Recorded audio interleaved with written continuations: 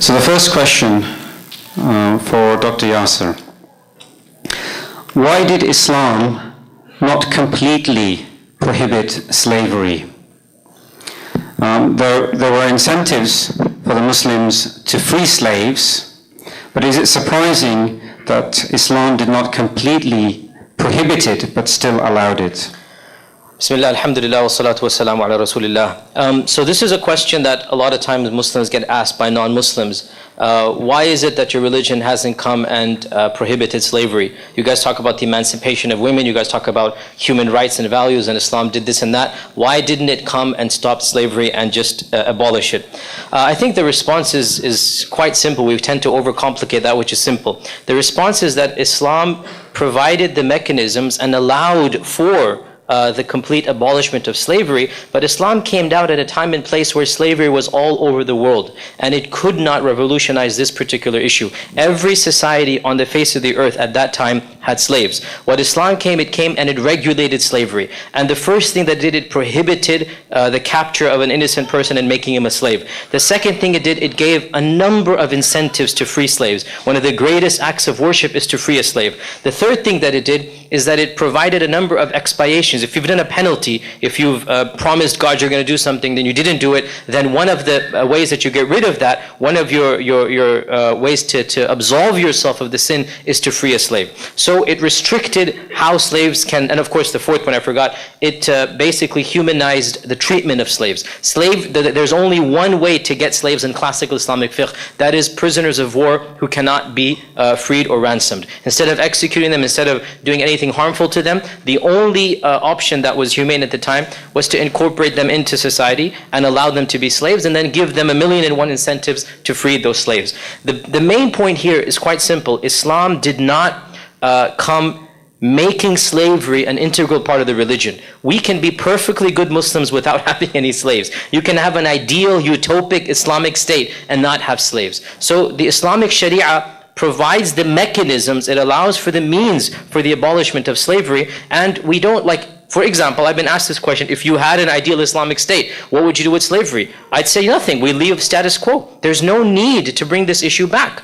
Allah Azza wa Jal did not make it encouraged, did not make it obligatory to keep slaves. Rather, the Sharia provided guidelines that are optional when there are slaves. Now there are no slaves, so really there is no need to resurrect this issue, and we can, in all honesty, state that our religion does not encourage, does not even consider it mustahab, does not have any issues in law which require the existence of slaves. Therefore, now that slavery has been abolished, alhamdulillah, we thank Allah Azza wa Jal that we will conform with these human rights developments and have no issues saying that there is no need to resurrect age-old issues in Islamic law.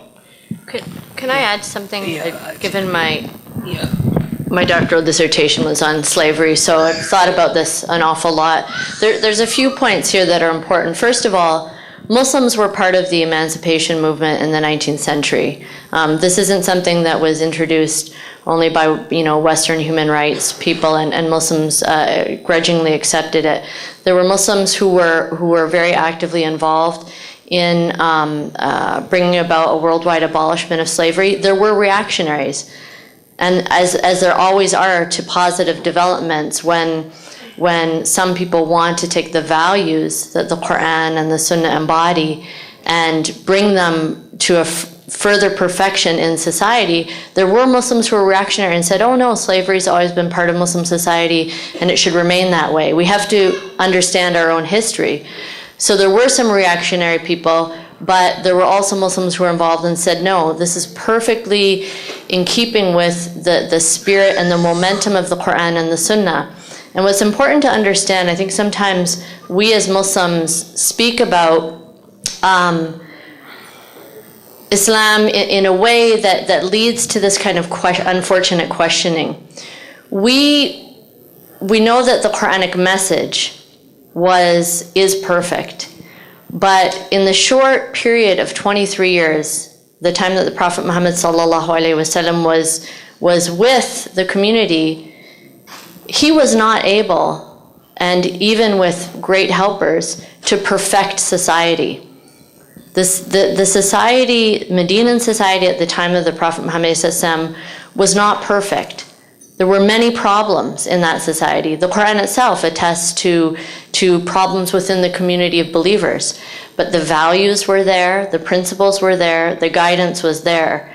So sometimes we try to defend things that as Muslims we shouldn't defend. The systematic flaws that were still in society remained. For example, patriarchy. And the Sahaba themselves, they talked about it. They said, when the Prophet Muhammad was with us, we were so careful with treating women because we were afraid that Allah subhanahu wa ta'ala would send a verse down about our behavior. But when he died, then we fell back to some of our old ways. So I think we have to be very careful as Muslims and not bring this kind of expectation on us that's unreasonable. We had the values, the principles, the word of Allah subhanahu wa ta'ala, the sunnah that could help us continue to move towards a better and better society systemically. But it wasn't perfect.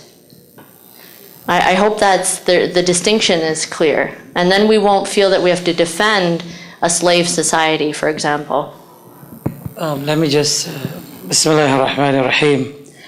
In addition to that, if we look at slavery vis-a-vis just modern slavery, what it entails, some of us have been victims of that. We know what that slavery entailed, and we do not put Islam in that picture. Obviously, as Dr. Qadhi mentioned, that Islam regulates slavery, humanized slavery. And in fact, recent acts of slavery was to dehumanize the human being. And so you find that even ourselves, when the British brought the indentured laborers from India in 1838, onwards to the early 20th century, that would have been a period of our great-grandfathers bringing them from India across the Atlantic into the Caribbean. They were treated just as brutal and as bad as the slaves before them were treated, with chains on their backs and lashes if they spoke any word. As a matter of fact, your religion, your freedom, nothing you could have talked about, and we were treated just as bad as the slaves. I mean, there is no way. In the time of the Prophet ﷺ, one of the companions slapped a female slave, and the guilt he felt just by slapping her, he emancipated her.